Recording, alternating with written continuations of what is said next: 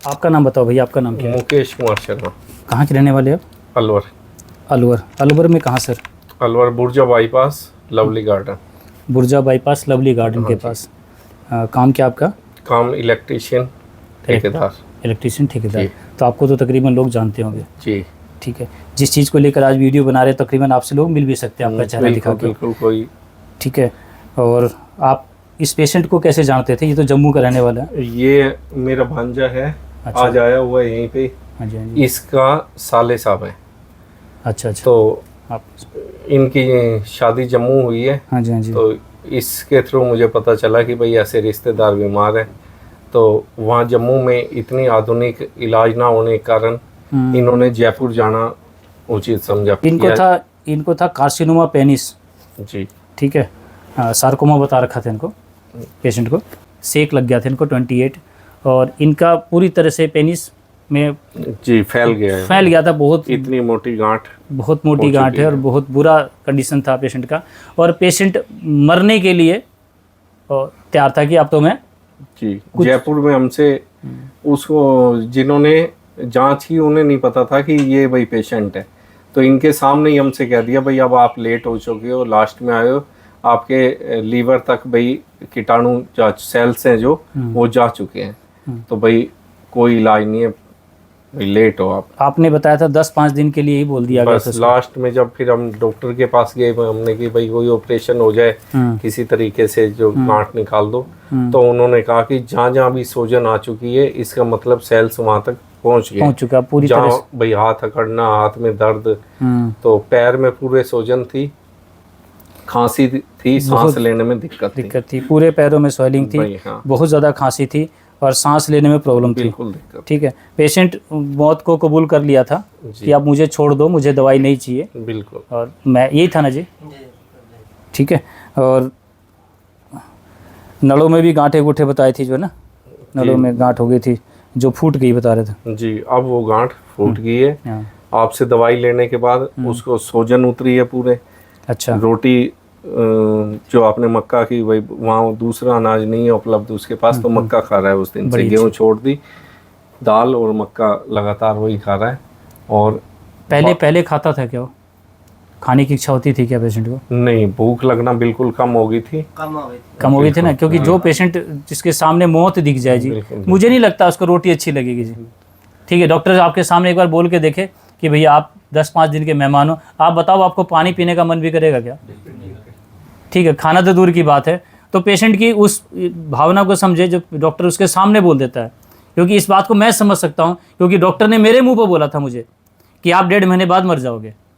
तो वो तो आप लोग तो नहीं समझोगे, जो पेशेंट है ना, जब उसको पता चलता है ना, तो उसको पता होता है कि उसके सामने मौत जब बोला जाता है उसकी क्या हाल होती है।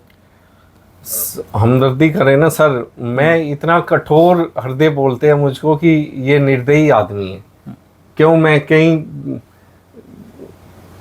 कुछ ऐसे पाप हैं जो इतने सरलता से कर लेता हूँ कि, लेकिन उस टाइम मुझे उसका हृदय देख के और उसकी भावना देख के ना, जब डॉक्टर ने कहा कि नहीं कुछ नहीं हो सकता, तब मेरी आंखों में आंसू थे कि यार कि भाई अपना साइंस यहाँ पहुँच गया और फिर ये कह रहे हैं कुछ नहीं हो सकता।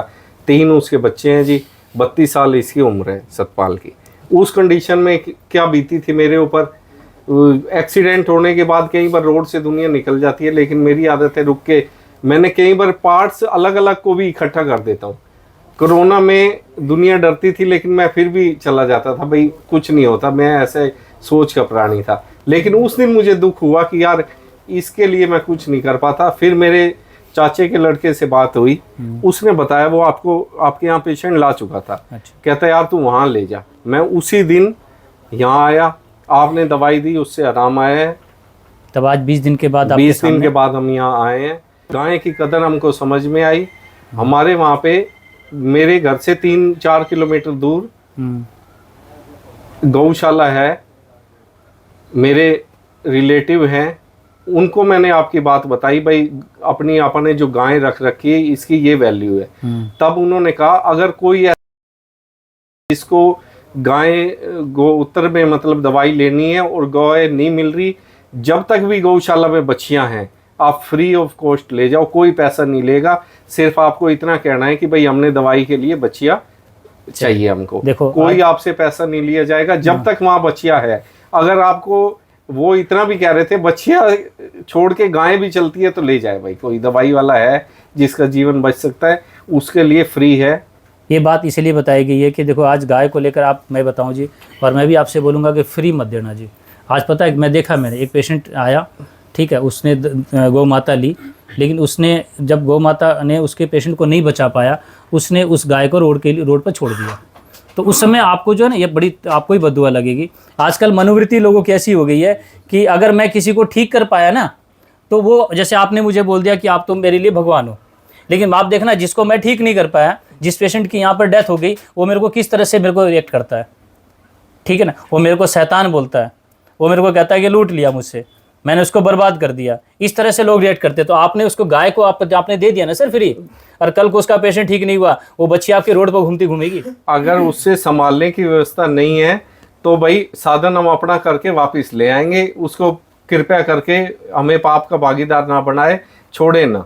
मैं तो ये बोलूंगा, जिनकी वो गौशाला है वो गाय के इतने भक्त हैं कि वो अपनी गाय को ऐसे भाई नहीं करने देंगे। दुनिया बछड़ों को छोड़ देती है, वो बछड़ों को भी गुड़ ला के खवाते हैं, जो कि भाई किसी की दृष्टि से लाभ के सौदे नहीं है। वो उनको भी उसी तरह से जितना गाय को खिलाते हैं उतने बछड़ों को खिला रहे हैं। उनका मानना यह है कि वो जो जिस स्तर पे आज हैं वो भाई गौ माता की वजह से। मैं आपको आपकी भावनाओं को समझ गया। मैं पिछले 6 साल से मैं अपने आप को समझाने की कोशिश कर रहा हूँ जिस तरह से मुझे प्रताड़ित किया जा रहा है, लेकिन मेरे को अच्छी तरह समझ में आ गया कि ये दुनिया बड़ी बेढंगी है। इसके साथ जब तक आप अच्छा व्यवहार तक चलता रहेगा तब तक ठीक है, और एक दिन आप उसकी एक चीज़ मदद करके मत देखो, फिर देखो उसके सारे आपके किए हुए को एकदम से भूल जाएगा। तो मैं एक ही बात कहूँगा कि ये मैं आपके नंबर इसमें नहीं डालूंगा, नंबर को मैं साइलेंट कर दूंगा, ठीक है। जिनको चाहिए वो यहाँ आके बात करे, मैं उसको परखूंगा, उसके बाद ही आपको नंबर में दे सकता हूँ। आपकी इच्छा।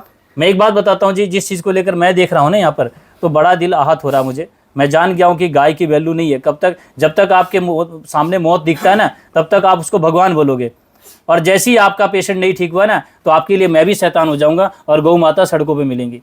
तो मैं एक ही बात कहूँगा कि जिस चीज़ को लेकर मैं आपके सामने बैठा हूँ, आज गाय को लेकर जो विषय थी, इन्होंने अपनी भावना व्यक्त की। इन्होंने बोला कि इनका दिल इतना कठोर कि बॉडी के अगर सारे पार्ट्स अलग अलग है तो भी इनका मन विचलित नहीं होता। उसको एक जगह इकट्ठा करके एक्सीडेंट केस को भी ये लोग उस जगह पर ले, जहाँ कोई जिससे घर वाले भी डरते हैं ना, यार ये हो गया तो मेरा मतलब ऐसा है कि उठा के कपड़े में डालना, कोई मुझे ना रात को दिखता है, कोई ना दिन को दिखता है। और वो शख्स ये कहता है कि मैं उस शख्स की जब भावना देखा ना, उस शख्स की जब तड़प देखा, लालसा देखी ना उसके अंदर की, यार तो काश कुछ, इनका हृदय टूट गया।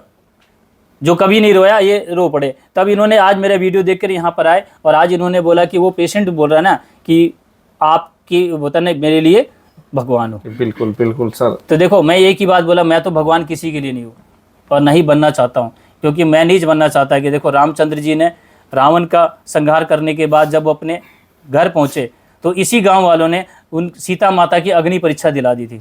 तो मुझे शौक़ नहीं है रामचंद्र बनने का, मैं एक ही बात कहूँगा, ठीक है। राजीव भाई ने गलतियाँ करी, वो गलती मैं नहीं करूँगा। वो नहीं समझ पाए दुनिया को, मैं ये बात समझता हूँ जी। ये दुनिया किसी की नहीं हुई है। राजीव दीक्षित के देहांत के बाद उनके साथ कोई भी शख्स वो व्यवहार नहीं किया जो उनके साथ होना चाहिए था, उनके इस देशभक्ति का, ठीक है। इस चीज़ को लेकर मैं आपको बताना चाहता हूँ कि आज बड़ा मेरे को अजीब लगता है कि किस दुनिया में और किस चीज़ को लेकर हम लोग आगे करना चाह रहे हैं। नहीं है कोई भी। आप लोग राजीव दीक्षित के भक्त मत बोलो, मुझे अच्छी तरह पता है जितने भी राजीव दीक्षित के भक्त बोलने वाले हैं ना, कोई नज़र नहीं आ रहे। तो मैं इस मैटर को नहीं बोलना चाहता। मैं वीडियो के दौरान कई लोगों के अपने मन की आहत होगी। मैं इतना जानता हूँ कि सभी घर में जो राजीव दीक्षित के भक्त है, आप जाके देखो, सबके घर में वो पेस्ट है, सबके घर में रेफ्रिजरेटर है, सबके घर में वो सारी व्यवस्थाएं जिनके लिए राजीव दीक्षित ने लड़ाई करी है, उनके घर में सब कुछ चल रहा है। तो मैं तो इतनी कहूँगा कि राजीव दीक्षित का भक्त बनने का ढोंग ना करे, ठीक है। मुझे भी उससे बड़ा प्रताड़ित होता हूँ मैं इतना ही कहूँगा कि अगर हमने आपके सामने रहा हूँ मैं, वो सिर्फ एक देसी गौ माता के प्रति आप लोगों के मेरे जो भावना थी वो भी आहत होती दिख रही है, ठीक है। तो मैं तो इतना कहूँगा जिस पेशेंट को आपने एक बताने कि जिसने जिंदगी की आस छोड़ दी थी, बिल्कुल बिल्कुल सर, आराम है आज वो चाहता है कि मैं जीना चाहता हूँ। बिल्कुल आपने बोला दवाई से आपकी से उसको और आस भी है, वो कह रहा है मैं टोटली परहेज करूंगा। आप जैसे पूछते हो ना, इतने अगर अब फोन पे बात करें ना तो मेरी बेटी आपको बता देगी कि ये पेस्ट नहीं करना। आप कभी पूछना चाहो ना भाई ये क्या होता है, वो आपको मेरे बच्चे समझाने लग जाएंगे कि हमने मटका चालू कर दिया। हालांकि छूटा नहीं है बच्चों से फ्रिज, लेकिन आ गया है घर में मटका जो नहीं था। बस यही है। हाँ। तो मैं यही कहूंगा कि जब तक आप पूरी तरह से फॉलोअप नहीं करते तब तक अपने आप को राजू दीक्षित का भक्त मत बोलना, ध्यान रखना। मैं उसी शख्स को राजू दीक्षित का हत्यारा बोलता हूँ जिनके घर में वो सारी चीज है। बिल्कुल बिल्कुल, समझ गए जी। तो भक्त बोलने की कोशिश मत कर रहा, सबसे पहले अपने घर में झांक लेना, तो उसके बाद बोलना है। मुझे पता है ये तो होता है, स्टेटस लगाने वाले लोग बड़े अंदर से कुछ और होते हैं। तो मैं ये बोलूँगा कि जिस राजू दीक्षित ने मेरे प्राण बचाए, उसी राजू दीक्षित का जितने भी अधूरे सपने हैं वो पूरा करने का प्रयास कर रहा हूँ। मैं पूरा कोशिश करूँगा, ध्यान रखना। लेकिन मैं राजू दीक्षित नहीं बन पाऊँगा और ना ही बनने की कोशिश करूँगा। मैं आपको स्पष्ट बता रहा हूँ। उन्होंने देश के लिए प्राण दिया, लेकिन आज उसके साथ देश नहीं खड़ा है। तो मुझे नहीं लगता कि मुझे किसी को भी आगे चल के कोई भगत सिंह बनना चाहेगा, कोई लक्ष्मीबाई बनना चाहेगी। क्योंकि जितने भी हमारे क्रांतिकारी हुए हैं, मेरे पास एक क्रांतिकारी का पौत्र आया, उसके पास दवाई के पे भी पैसे नहीं है, मैंने वीडियो डाल रखा है। तो कौन बनना चाहेगा क्रांतिकारी, बताओ मुझे। इस देश में आज इस तरह की व्यवस्था खड़ी की गई है कि उसका परिवार भीख मांगने को मजबूर है। तो क्या आप चाहोगे कि आपका बच्चा आगे आगे चलकर आप ये काम करे? नहीं है इस व्यवस्था को देखते हुए। क्योंकि मैंने भी पिछले 6 साल में सारी चीज़ मैंने मन से, जो पेशेंट यहाँ पर ठीक हो गया वो मेरे को भगवान बोलता है, और जो इस पेशेंट मेरे पर ठीक नहीं हुआ वो मुझे गंदी गालियाँ भी देता है। समझ गए जी। तो मैं यही चाहूँगा कि ये भक्त बनने का सिस्टम आज से बंद हो। ठीक है, ठीक, आपका पेशेंट ठीक हो रहा है, आगे दवाई ले जाओ। आप पेशेंट ठीक नहीं हो रहा, आगे बंद। मैंने बोला नहीं बातें आपको? बिल्कुल बिल्कुल, कि 20 दिन के अंदर आपके पेशेंट को अगर यहाँ पर कोई भी आराम नहीं मिलता मेरी दवाई से, तो आगे मत लेके जाओ। मैं तो खुद नहीं बोलता ना जाने के लिए। आपके पेशेंट की क्या कंडीशन थी जो मेरे पास आया था? मैं कहाँ बोल रहा हूँ कि पहले आप सीधा आ जाओ। मैं कहता हूँ सारे हॉस्पिटल छान लो, सारे डॉक्टर छान लो। जब सारे मना कर देना तब आप आ सकते हो। ना तो पहले की गारंटी है, आपके पास सीधा आया तो सीधा तो मैं भी हूँ। क्या मैं नहीं मरूंगा? क्या मैं अमर हो गया? क्या मेरे पास वो सारी दवाई है कि मेरा जीवन बिल्कुल आराम से निकलेगा? मौत तो सत्य है, नहीं भी होगा, कुछ ना कुछ कारण मेरी मौत का भी होगा। उसका हार्ट का डॉक्टर था जो हार्ट को ठीक करता था लोगों के, वो हार्ट से मृत्यु हुई। तो क्या अपने आप को नहीं देख पाया हो? यही सारी बातें आपको बताना चाहूंगा। मुझे नहीं पता कि मौत क्या है, सत्य क्या, वो जाने जिसको जानने वाला। मैं इतना कहूँगा, मेरे जितने भी पेशेंट की रिकवरी है उन सबका मैंने चेहरा दिया है। इन भाई साहब ने अपना एड्रेस बताया, इन्होंने अपना चेहरा दिया है, इन्होंने जो 20 दिन की वीडियो बनाई है। अगर ये झूठ बोल रहे हैं तो आप इनसे मिलो। गलत तो नहीं है कि आपने वहां जो 20 दिन का रिकवरी का वीडियो बनाया था, क्या वो सत्य था या झूठ था? अब 20 दिन के बाद पेशेंट का क्या, मुझे नहीं पता। क्या 20 दिन का रिकवरी आपके लिए थोड़ा है क्या?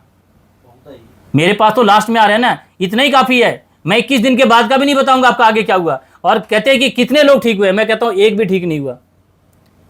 इतनी बात है। जितने भी पेशेंट 20 दिन के थे, अब आपको लगता है तो आप ले जाओ। मुझे किसी को भी यहाँ गारंटी देने की और मेरे को आगे बताने की कोई जरूरत नहीं है जी। मैंने जीवन का जो सत्य था, मेरे पास जो पेशेंट आए थे उसकी सबकी रिकवरी जैसी थी। किसी का आंख से नहीं दिखता था, किसी का सांस लेने में तकलीफ थी, कोई बेड पर आया था, आज वो आंख से देख रहा है, कोई बंदा बता रहा है खेती कर रहा है। इतनी बातें बोलने के बाद भी लोगों को नहीं समझ में आ रहा है। वहाँ ठीक है जी, आप वहाँ पर पेशेंट की हॉस्पिटल में जब डेथ भी होती है ना, तो उसके लाश के भी पैसे लिए जाते हैं। जब तक आप पैसे जमा नहीं करोगे तब तक लाश नहीं मिलेगी। वहाँ ठीक हो रहा है आपका इलाज, और वो होना भी चाहिए। वो लोग सही हैं, सही कह रहे हो ना। आयुर्वेद जो है, आपके घर पे ही पेशेंट है, आपको घर पे दवाई मिल रही है, आपके पेशेंट मतलब रिकवरी नहीं भी हुआ है, डेथ भी हुआ तो घर पे ही है ना, लाश के पैसे तो नहीं देने पड़ रहे ना। इतनी सत्य है। ये आयुर्वेद इसलिए खत्म किया जा रहा है, और आयुर्वेदिक डॉक्टर इसलिए आयुर्वेद सीखना नहीं चाहते हैं। वो भी चाहते हैं कि मैं एक बड़ा डॉक्टर बनूं, ठीक है, ताकि आप लोग उसको प्रताड़ित तो ना करो। हम तो कहेंगे आयुर्वेद कोई डॉक्टर अगर बनने को तैयारी में तो मत करना जी।